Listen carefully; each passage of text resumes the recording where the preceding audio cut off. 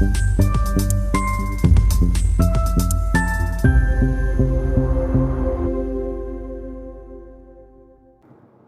मित्रांनो, अमेरिकेच्या अध्यक्षपदाच्या निवडणुकीसाठी जेवढं राजकारण तापत नाही तेवढं राजकारण महाराष्ट्रातल्या स्थानिक स्वराज्य संस्थांच्या निवडणुकीला तापलेलं आहे.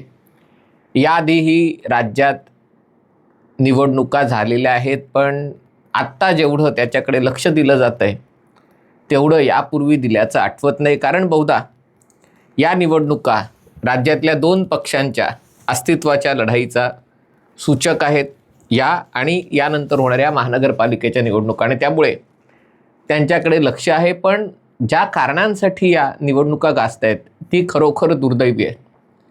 यातला पहिला भाग झाला तो म्हणजे अनेक ठिकाणच्या निवडणुका पुढे ढकलण्यात आल्या, मतदान पुढे ढकलण्यात आलं.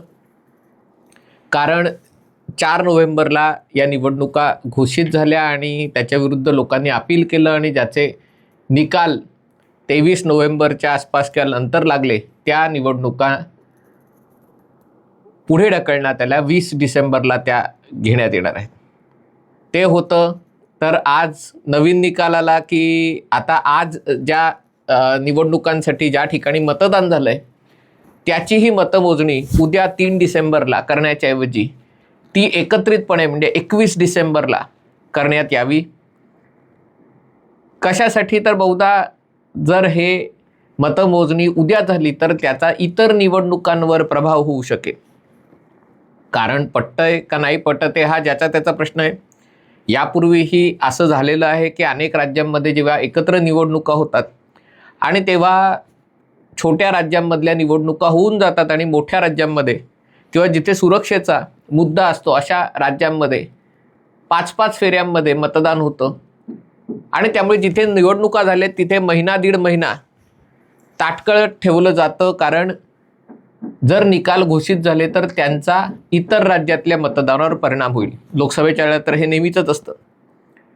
पण जर हाच न्याय लावायचा झाला तर राज्यामध्ये अवघ्या महिनाभरामध्ये मुंबईसह अन्य महापालिकांच्याही निवडणुका आहेत. म्हणजे जर एका निवडणुकीचा दुसऱ्या निवडणुकीवर प्रभाव पडतो हे जर कारण संयुक्तिक मानलं तर ज्या नगर परिषदांसाठी आत्ता निवडणूक होत आहे, नगराध्यक्षांसाठी निवडणूक होत आहे, चंद्रपूरच्या नगराध्यक्षांची निवडणूक मुंबईच्या महापौरांचं भवितव्य ठरवू शकेल का? तांत्रिकदृष्ट्या ठरवू शकेल. मग तसं असेल तर मग हा निकाल 21 डिसेंबरला का हा निकाल सगळ्या महापालिकांच्या निवडणुकांसोबत का लावायचा नाही हा प्रश्न देखील उपस्थित होऊ शकेल. पण जसे म्हटलं की न्यायालयाचा निर्णय आहे, त्यामुळे सरकारला इच्छा असो अथवा नसो, राजकीय पक्षांना इच्छा असो अथवा नसो, तो मान्य करावा लागतोय. पण त्यामुळे आता अनेक प्रश्न निर्माण होणार आहेत. या प्रश्नांकडे वळण्यापूर्वी एक गोष्ट त्याच्याबद्दल भूमिका घ्यायला हवी. आज जो व्हिडिओ आमदार संतोष बांगर यांचा जो व्हिडिओ आज प्रसिद्ध झालेला आहे तो खरोखरच दुर्दैवी आहे.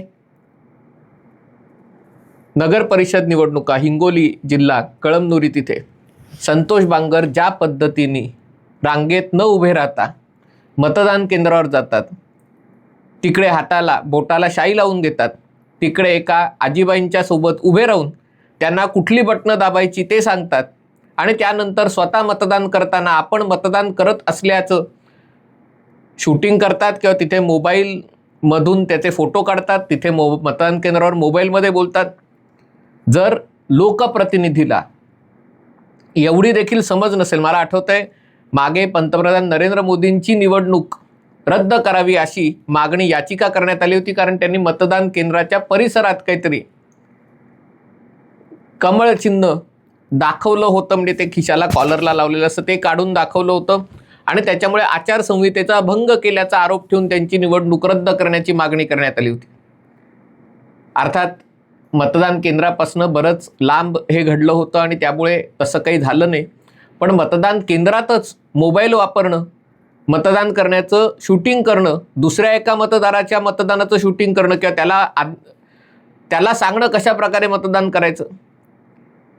जर देशात निवडणूक आयोग खरोखरच जागरूक असेल, न्यायालय जागरूक असेल, तर मला आश्चर्य वाटणार नाही आमदार संतोष बांगर यांचा मतदानाचा अधिकार तरी काही मतदान निवडणुकांपुरता काढला जाईल किंवा त्यांची आमदारकीही रद्द झाली तर मला आश्चर्य वाटणार नाही. पण सत्ताधारी पक्षाचे आमदार अशा प्रकारचं वर्तन करत असतील तर ते अतिशय चूक आहे. त्याचा निषेध हा केलाच गेला पाहिजे. इतर ठिकाणी हे असे प्रकार घडल्याचे चर्चा आहे, कल्पना नाही, पण जिथे जिथे असे प्रकार होत असतील ते अतिशय दुर्दैवी आहेत. पण यातनं एक गोष्ट आणखीन स्पष्ट होते की ज्या प्रकारे विरोधी पक्षांचे लोक सातत्याने आरोप करतायत की त्यांना EVMवर नको तर बॅलटवर मतदान करायचं आहे, जिथे बॅलटवर मतदान होतं तिथे जर अशा प्रकारचं मतदान झालं तर त्याचा पुरावा काय आणि कोण शोधू शकणार. म्हणजे आजच्या काळात जिथे प्रत्येकाच्या हातात स्मार्टफोन आहे, प्रत्येक गोष्ट लाईव्ह ब्रॉडकास्ट होऊ शकते, रेकॉर्ड होऊ शकते, तिथे जर अशा गोष्टी इतक्या राजरोसपणे होत असतील मतदान केंद्रांवर ग्रामीण भागामध्ये, तर बॅलटवर मतदान झालं आणि बोगस मतपत्रिका टाकल्या कोणीतरी मतपेटीत, तर याची तपासणी कशी करायची हा देखील प्रश्न आहे. पण या निमित्ताने मतदान प्रक्रियेच्या पावित्र्यावर शंका व्यक्त केली जाते आणि ती अतिशय दुर्दैवी आहे. महाराष्ट्रासारख्या राज्यात आमदार जर असे वागत असतील तर ही गोष्ट अतिशय दुर्दैवी आहे. आणि त्यामुळे आता निवडणूक आयोग आणि न्यायालय या घटनेची कशा प्रकारे दखल घेतात ते बघणं महत्त्वाचं ठरणार आहे.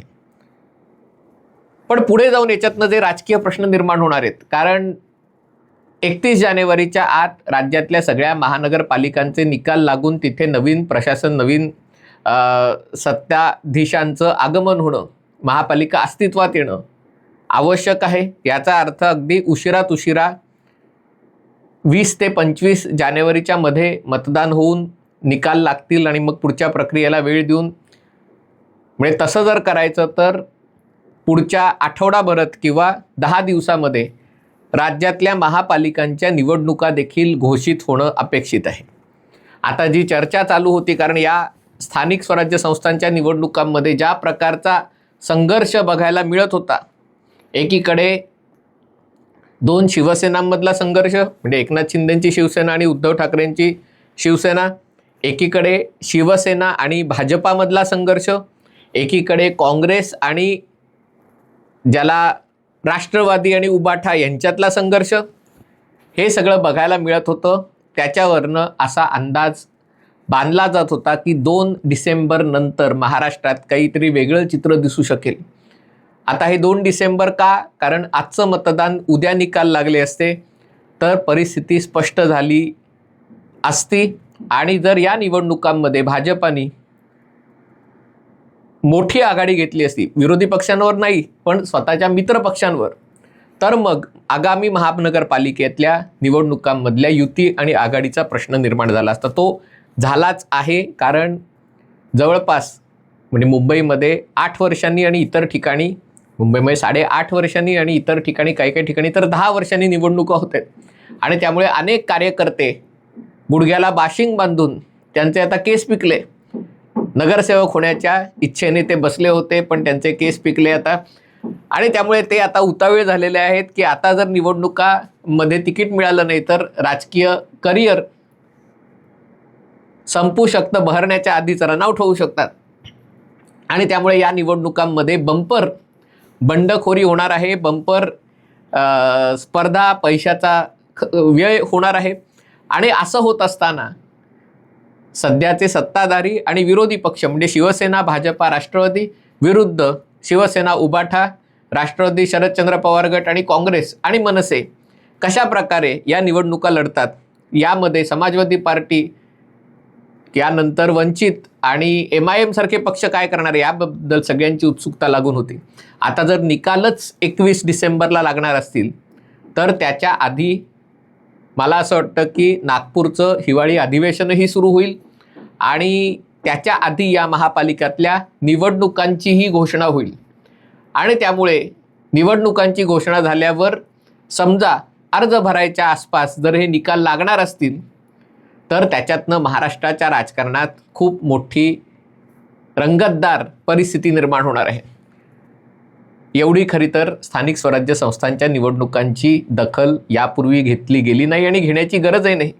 पण जसे म्हटलं की दोन पक्षांच्या अस्तित्वाचा प्रश्न असल्यामुळे आणि अनेक युती आणि आघाडीच्या अस्तित्वाचा प्रश्न असल्यामुळे या निवडणुका अतिशय उत्कंठावर्धक होणार आहेत. हा व्हिडिओ आपल्याला आवडला असेल तर कृपया लाईक करा, शेअर करा आणि चॅनल सबस्क्राईब करायची विनंती आहे.